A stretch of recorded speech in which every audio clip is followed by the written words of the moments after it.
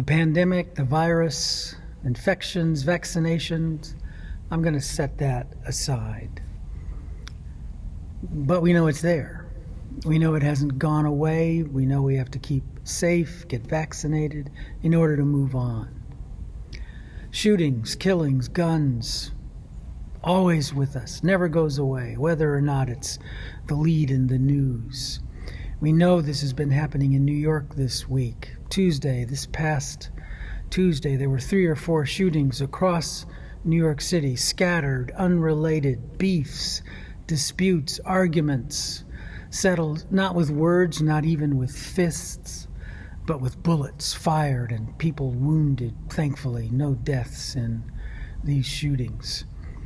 So we've got police killings. That's one thing that has to be dealt with more effectively than in the past, structurally, diverting funds from weaponized police forces equipped with advanced military gear. We've got to redirect money from that to addressing the underlying causes that make and keep people poor, undereducated, always running just to stay far enough behind to be frustrated, disillusioned, angry. We've got to get rid of these guns.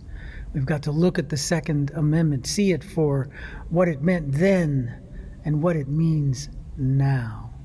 Then a means of a developing nation to protect itself from perceived dangers in a new world order.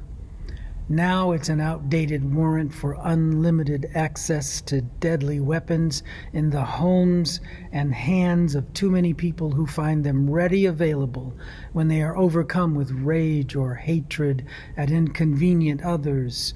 They feel responsible for their own unhappiness and their own twisted and hate-filled minds.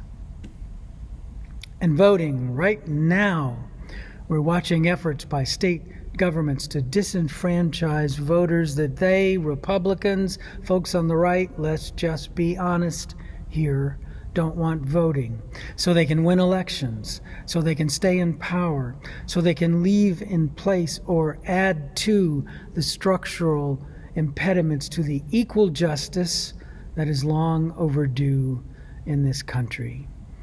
And while individual states are doing that, 32 of them at least, Congress is pushing back against efforts from those on the left to pass legislation that would override what the states are doing. This is the center of our democracy. The right for each person old enough and eligible to vote to express his, her, their opinion about who ought to represent us in Congress. That's fundamental to our democracy, and it's being subverted now, right now, in public view. We're voting Sunday to elect our lay leaders, and that's essential to our functioning as well. We can't hold a congregational meeting every time we want to do something, anything, so we elect people to serve us. And I want to charge us with being much more attentive to who we elect and how we train and prepare our leaders to serve. It's so important to our life. The folks who are on our commissions, our committees, our task forces, they implement our values as a people of faith. They help to make the gospel visible in our life and in the life of our community. Our election is uncontested. So it might seem odd that I would even mention this at this moment. But I want to anyway, because we have wonderful people running who will serve us well. Our nominating committee has done good work in the short turnaround from an election just last November rather than last May. And I want to thank Sam Coleman for the work he did with the nominating committee that finished its work last October.